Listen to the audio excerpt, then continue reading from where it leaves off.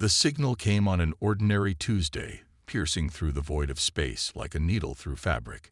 Captain Sarah Chen stood on the bridge of the EFs of Hyperion, Earth's most advanced deep space vessel, as her communications officer, Lieutenant Rodriguez's voice broke the routine hum of bridge operations. "Captain, we're picking up something unusual," Rodriguez said, his dark eyes fixed on the holographic display before him. "It's not following any known pattern of communication we've encountered before." Sarah moved to his station, her boots clicking against the polished deck. After 15 years of deep space exploration, she learned to trust her crew's instincts. "Show me." The signal pattern danced across the screen, a complex weave of electromagnetic pulses that seemed to defy conventional physics. It was beautiful in its complexity, yet there was something haunting about its rhythm. Something that spoke of desperation. "It's being broadcast on multiple frequencies simultaneously," Rodriguez explained, his fingers dancing across the controls. "The pattern suggests it's artificial. But the technology, it's like nothing we've ever seen." Sarah felt a chill run down her spine. Humanity had encountered alien civilizations before, most of them long dead, leaving behind only ruins and mysteries. But this was different. This signal was active, urgent, and unmistakably a cry for help. "Can you pinpoint the source?" she asked, already knowing the answer would complicate things. Rodriguez nodded, pulling up a star chart. "It's coming from the Carina Nebula, specifically from a system we've designated CN 459. It's far beyond any territory we've explored." Sarah straightened, her mind already calculating the risks. The Hyperion was the most advanced ship in Earth's fleet, but even with its quantum drive, reaching CN 459 would push their capabilities to the limit. More importantly, it would mean venturing far beyond their assigned patrol route. "Dr. Walsh," she called to her science officer, "what do we know about CN 459? The holographic display shifted as Dr. Emma Walsh, a brilliant xenorchaeologist, pulled up the limited data they had. "Not much, Captain. Our long-range scans show it's a binary system with at least 3 habitable planets. The nebula makes detailed observation difficult, but we've detected signs of artificial structures." Sarah paced the bridge, weighing her options. Protocol dictated they report the signal to Earth Command and wait for instructions. But something about this signal, its complexity, its urgency, told her they didn't have that kind of time. "Captain," Rodriguez's voice was quiet but urgent.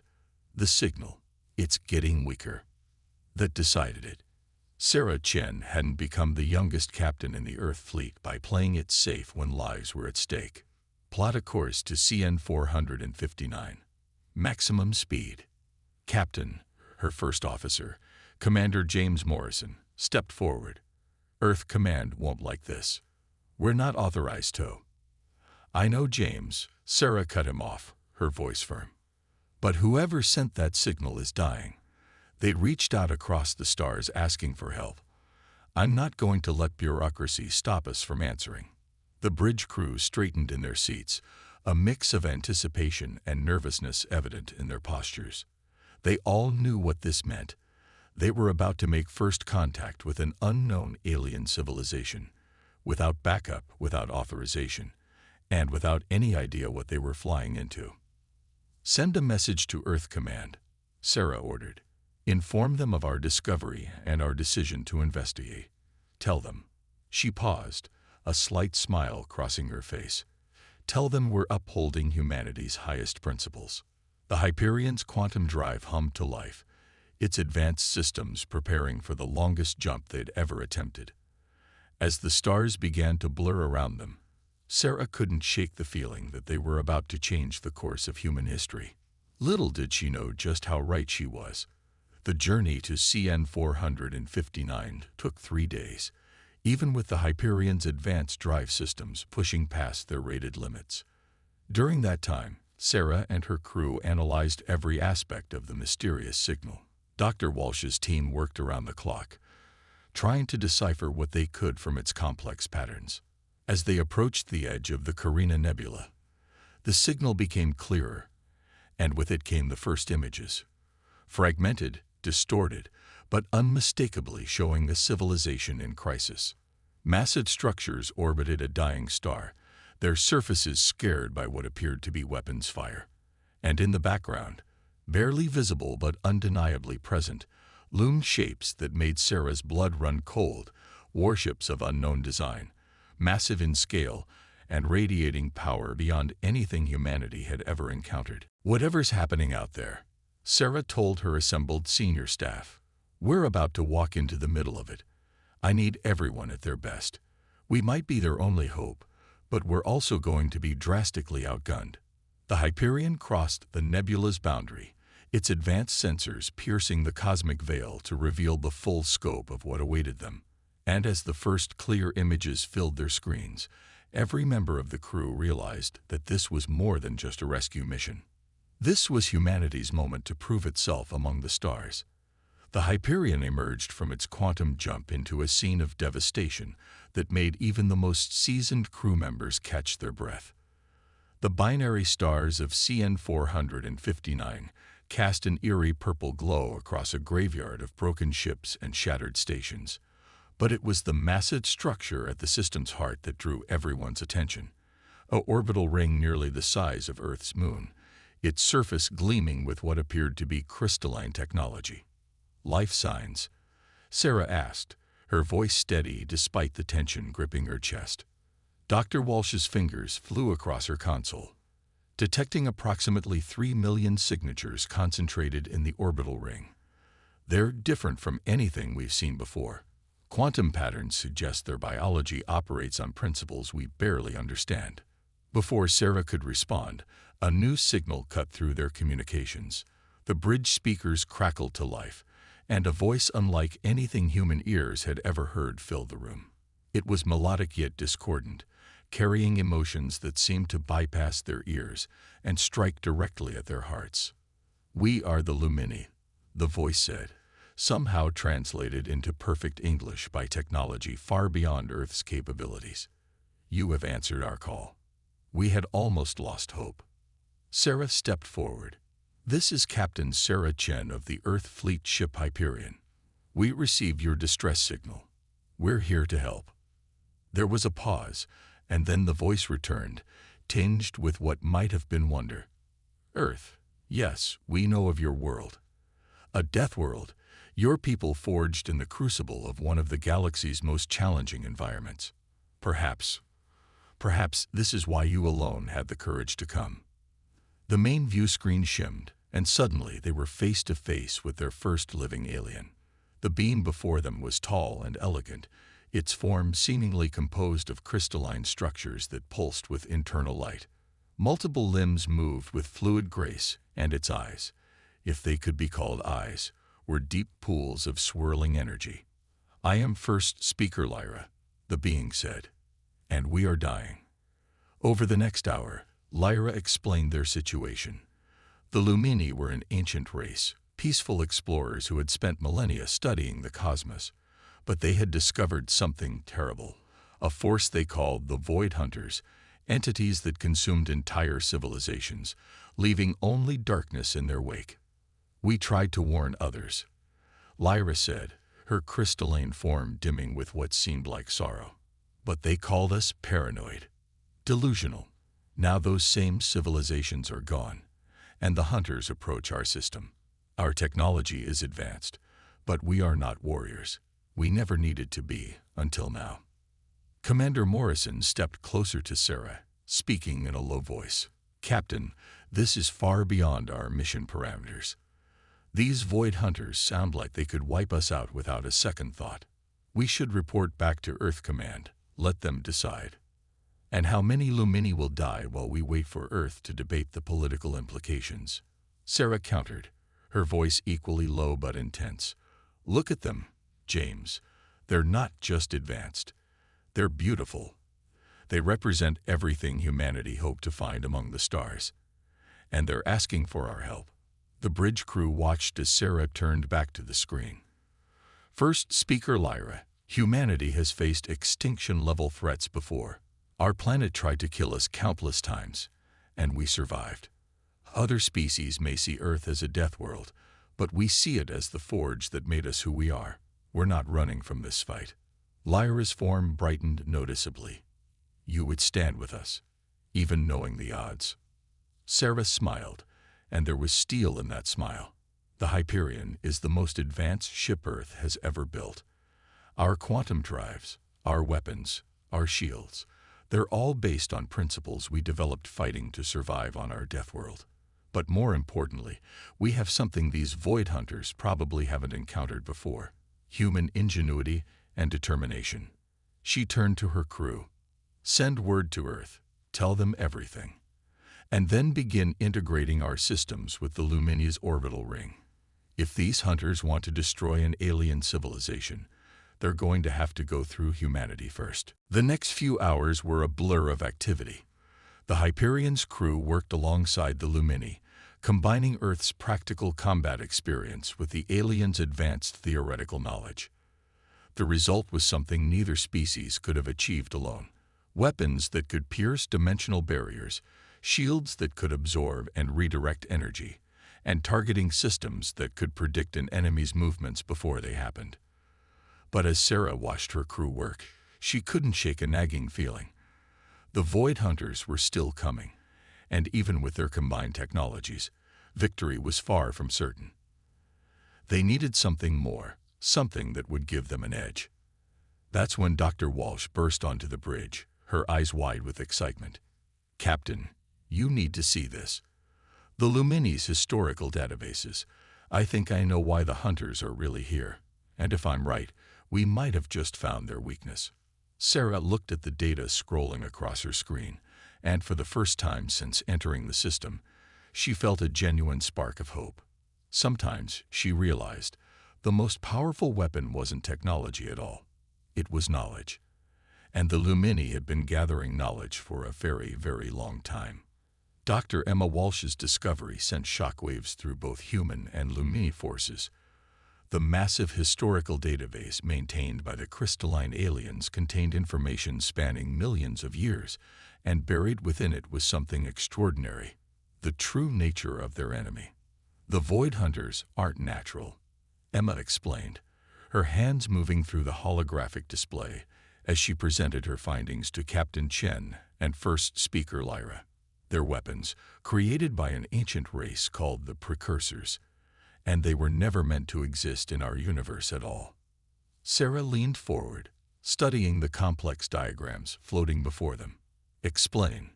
"The Precursors were trying to create the ultimate weapon," Emma continued, her excitement barely contained. "They found a way to harness energy from what they called the void between universes. But something went wrong. Their weapons gained consciousness, broke free, and began consuming everything in their path." Lyra's crystalline form pulsed with what seemed like recognition. "Yes, our oldest records speak of the Great Darkness, a time when many advanced civilizations simply vanished. We never knew why." "But here's the crucial part," Emma said, pulling up another display. "The Void Hunters aren't invincible. They're artificial constructs, bound by specific rules and limitations. The Precursors built in fail-safes. They just never got the chance to use them." Sarah felt her pulse quicken. "And you found these fail-safes in the Lumini database." "Better than that," Emma smiled. "I found the complete quantum signature of their dimensional tethering. The Hunters may be powerful in our universe, but they're still anchored to their original dimension. If we can disrupt that anchor, we can send them back," Sarah finished, beginning to understand. "But how? Even with combined human and Lumini technology, we're talking about manipulating forces we barely understand." First Speaker Lyra moved forward, her form casting prismatic patterns across the room. "Perhaps that is why you were meant to find us, Captain Chen. Your species possesses something we lack: the ability to take theoretical knowledge and forge it into practical weapons. You understand war in ways we never could." Sarah turned to her tactical officer, Lieutenant Maria Santos, who had been quietly analyzing the data. "Maria, what do you think? Can we weaponize this?" Santos, a veteran of Earth's defense forces, studied the quantum signatures with intense focus. The principles aren't too different from our quantum drive technology, just operating on a much larger scale. If we combine that with the Lumini's energy manipulation capabilities. She looked up, a fierce grin on her face. We can build a quantum disruption cannon. One shot could tear open a portal right back to their home dimension.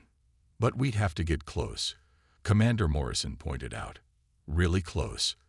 The Hunter's defensive capabilities are beyond anything we've ever encountered. Then we'll get close, Sarah said firmly. The Hyperion was built to take punishment that would destroy any other ship, and with Lumini shielding technology integrated into our systems. She turned to Lyra. We'll need every scrap of knowledge you have about void physics, every detail about how your energy manipulation technology works, and we'll need your people to help modify our ship. Lyra's form brightened. You would risk everything on this plan. Your ship, your crew. That's what humans do, Sarah replied simply. We see impossible odds, and we find a way to beat them. It's how we survived on Earth, and it's how we'll survive this. The next 48 hours were a blur of activity. The Hyperion's main guns were completely rebuilt, transformed into something that straddled the line between human warfare and Lumini high-energy physics. The ship's quantum drive was modified to handle the enormous power requirements, and its hull was reinforced with crystalline matrices that could absorb and redirect energy. The crew worked alongside the Lumini, teaching them about combat tactics while learning about dimensional physics. It was a partnership unlike anything either species had imagined possible, each filling in the gaps in the other's knowledge and capabilities. Dr. Walsh and her team worked tirelessly to refine their understanding of the Void Hunter's quantum signature, ensuring their weapon would target the right dimensional frequency. Lieutenant Santos ran countless simulations, calculating firing solutions and approach vectors that would give them the best chance of survival. But it was during a quiet moment, as Sarah stood in the Hyperion's observation deck, watching the Lumini engineers work on their ship's hull, that the full weight of what they were attempting hit her. They were about to face an enemy that had terrorized the galaxy for millions of years, armed with a weapon that existed only in theory until 2 days ago. Commander Morrison found her there, holding 2 cups of coffee. The crew's ready, he said, handing her one of the cups. They understand the risks, and they're all in, every single one of them. Sarah took a sip of the coffee, letting its warmth spread through her. You know what amazes me, James. The Lumini spent millennia gathering knowledge, understanding the deepest secrets of the universe, but they never thought to use that knowledge as a weapon, even when faced with extinction. They needed us for that. And they needed our courage, Morrison added, our willingness to face impossible odds. Maybe that's why we evolved on a death world, Sarah mused, not just to make us strong, but to prepare us for moments like this, to make us the kind of people who would answer a distress call from across the galaxy, and then figure out how to turn theoretical physics into a weapon to save an alien civilization. Their conversation was interrupted by the ship's alert system. Lieutenant Rodriguez's voice came over the comm. Captain, to the bridge. Long-range sensors are picking up dimensional distortions. The Void Hunters are coming. Sarah took one last look at the crystalline modifications covering her ship, now humming with combined human and Lumini technology. Well, James, let's go make history. Again. As they headed for the bridge, neither of them could know that the next few hours would not only determine the fate of the Lumini, but would forever change humanity's place in the galaxy. The true test of their improbable alliance was about to begin. They came like living shadows, tearing holes in the fabric of space itself. The Void Hunters emerged from dimensional rifts that stretched across the star system, their forms defying description. Massive shapes that seemed to absorb both light and hope, leaving only emptiness in their wake. Sarah Chen stood on the bridge of the Hyperion, watching as the enemy approached. The ship's sensors struggled to maintain a lock on the creatures, their presence disrupting the very laws of physics that made such measurements possible. Multiple contacts, Lieutenant Santos reported, her voice steady despite the tension. I count 7 primary vessels, each approximately 3 times the size of our largest space stations. Energy readings are, well, they're off the charts. The dimensional anchor points, Sarah said, focusing on their plan. Can you locate them? Dr. Walsh, working with a team of Lumini scientists, studied the quantum readings. Yes, but they're heavily shielded. We'll need to get within 10,000 kilometers to guarantee a clean shot with the disruption cannon. 10,000 kilometers. In space combat terms, that was practically point-blank range. Sarah turned to first speaker Lyra, whose crystalline form now stood permanently on the Hyperion's bridge, providing direct interface with Lumini systems. Your people are ready. Lyra's form pulsed with determination. The orbital ring's defense grid is fully powered. We cannot destroy them, but we can distract them long enough for your attack run. Sarah nodded, then opened a channel to the entire ship. All hands, this is the captain. In a few moments, we're going to attempt something that's never been done before.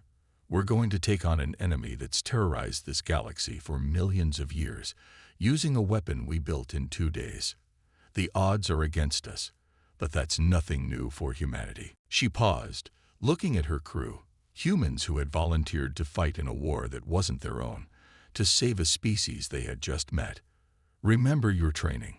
Remember why we're here, and remember that today, we're not just fighting for Earth or for the Lumini. We're fighting for every species that's ever faced extinction at the hands of these monsters. Battle stations. The Void Hunters struck first, launching waves of energy that bent space itself. The Lumini orbital ring lit up, its crystalline structure channeling and redirecting the attack. But even their advanced technology couldn't fully absorb such power. Sections of the ring began to crack and shatter. Now, Sarah ordered, full power to quantum drives. Take us in. The Hyperion surged forward, its hybrid human Lumini engines pushing it to speeds that should have torn the ship apart. Lieutenant Santos worked her console like a concert pianist, weaving through the chaos of battle while keeping them on course for their target, the largest of the Void Hunters. Enemy vessels adjusting course, Morrison reported. They're trying to cut us off. Let them try, Sarah said grimly. Activate the crystalline shield matrix. The ship's hull blazed with energy as Lumini technology transformed the Hyperion into a living weapon. Energy attacks that should have vaporized them were instead absorbed and channeled, feeding power back into their systems. 8,000 kilometers, Santos called out. We're almost in range. A massive tendril of void energy lashed out, catching the Hyperion's port side. The ship shuddered violently, but the reinforced hull held. Sarah gripped her chair as emergency sirens blared. Port shield matrix is failing, Morrison warned. One more hit like that. We won't need the shields much longer. Sarah cut him off. Dr. Walsh, power up the disruption cannon. Lieutenant Santos, plot us a course straight through their formation. If we're only going to get one shot at this, we're taking out as many as we can. The Hyperion's main gun, now a hybrid of human warfare and Lumini physics, began to hum with power. The sound grew until it resonated through the entire ship, a physical presence that made teeth rattle and bones ache. 5,000 kilometers, Santos announced. 4,000. They're surrounding us. The Void Hunters had indeed encircled them, their massive forms blocking out the stars themselves. But in doing so, they had made a critical mistake, one that proved they had never faced an enemy like humanity before. They think we're trying to escape. Sarah smiled. They don't realize we want them close. Dr. Walsh, status. Quantum signature locked in, Walsh reported. Dimensional tethering points identified in all 7 vessels. But Captain, at this range, the backlash from the disruption cannon could tear us apart. Sarah's smile didn't waver. Then we'll give them something to remember us by. Fire. The disruption cannon activated, channeling power that could have powered Earth for a year into a single reality-bending burst. The beam struck the nearest Void Hunter and twisted, following the quantum signatures that Dr. Walsh had identified, linking all 7 vessels together. For a moment, nothing happened. Then space itself began to tear open, not in the controlled rifts the hunters used for travel, but in massive, chaotic breaches that pulled at the very fabric of their universe. Their dimensional anchors are failing. Walsh shouted over the sound of the ship straining against forces it was never meant to endure. The rifts are pulling them back to their home dimension. The Void Hunters, for the first time in their ancient existence, seemed to panic. Their forms writhed and twisted as they were dragged back through the dimensional tiers. But they weren't going quietly. Waves of void energy lashed out in all directions, battering both the Hyperion and the Lumini orbital ring. Hull integrity failing, Morrison reported. We need to get out of here. Negative, Sarah said, watching as the massive creatures were pulled back into the void. Not until we're sure they're gone. Not until we finish this. The Hyperion held its position, even as warning sirens blared and systems began to fail. They watched as, one by one, the Void Hunters were dragged back to their home dimension. The rifts began to close, reality healing itself as the ancient weapons were finally removed from our universe. When the last hunter vanished and the final rift sealed itself, an impossible silence fell over the battlefield. The Hyperion hung in space, damaged but intact, its hybrid technology slowly powering down. First Speaker Lyra's form blazed with joy. You did it. After millions of years, you actually did it. Sarah looked at her crew, exhausted, injured, but alive. They had faced down the galaxy's oldest nightmare and won. But more importantly, they had proved that humanity's greatest strength wasn't their technology or their weapons. It was their willingness to stand and fight, even against impossible odds. Send word to Earth, she ordered, finally allowing herself to relax slightly. Tell them that humanity just made some interesting new friends. As the Hyperion limped back to the Lumini orbital ring for repairs, Sarah knew that this was more than just a victory. It was the beginning of something new, a partnership between 2 very different species that would change the course of galactic history forever. 3 months after the battle that changed the galaxy, the Hyperion floated in high orbit above Earth, its hull still bearing the scars of its encounter with the Void Hunters. But those scars now told a story, one that had already become legend throughout known space. Sarah Chen stood in Earth's Grand Assembly Chamber, facing representatives from every human nation and colony. Beside her, First Speaker Lyra's crystalline form cast rainbow patterns across the ancient walls, a visual reminder of how much the universe had changed. The Lumini have shared with us knowledge accumulated over millions of years, Sarah explained to the assembled leaders. In return, we've shown them something they never knew they needed: the courage to stand and fight when running isn't an option. The chamber erupted in discussion as holographic displays showed the incredible advances already emerging from human Lumini cooperation. Quantum drive technology that could cross galaxies in days, medical breakthroughs that could cure diseases thought incurable, and defensive systems that could protect both their worlds from any future threats. But it was Lyra who silenced the chamber with her next words. What happened 3 months ago was more than just a victory over an ancient enemy. It was proof of something we had theorized but never confirmed, that the galaxy needs balance. The Lumini have knowledge, yes, but humanity has something far more precious: the will to act, to fight, to overcome impossible odds. Dr. Emma Walsh, now heading the Joint Human Lumini Research Initiative, stepped forward. The Void Hunters weren't the only threat out there. The Lumini archives speak of other dangers, other challenges that no single species could face alone. But together, Sarah continued, we've already begun preparing. The Hyperion was just the first step. We're building a new fleet, combining Earth's tactical experience with Lumini technology. But more importantly, we're building understanding between our peoples. Commander Morrison, standing at attention near the chamber's entrance, couldn't help but smile. He'd been skeptical at first, but watching human engineers work alongside Lumini scientists, seeing how each species complemented the other's strengths, had convinced him. This was more than just an alliance. It was an evolution. There are other races out there, Sarah told the assembly, watching what we've accomplished. Some are afraid, others curious. But they all want to know the same thing. How did a species from a death world and a race of peaceful scholars manage to defeat an enemy that had terrorized the galaxy for millions of years? The answer is simple. Lyra's form pulsed with emotion. We succeeded because we dared to trust each other. The Lumini had the knowledge, humanity had the courage, and together we found a way to do the impossible. Lieutenant Santos, now promoted to Chief Tactical Officer of the new Joint Fleet, brought up the final displays, plans for a network of defense stations that would protect both Earth and Lumini space. But these weren't just military installations. Each one would also serve as a center for cultural exchange, scientific research, and diplomatic outreach. 3 months ago, we answered a distress call, Sarah concluded. We didn't know what we would find, but we knew we had to try. That's what humans do. We help, we fight, we persevere. And now, thanks to that decision, we're not just part of a larger galaxy.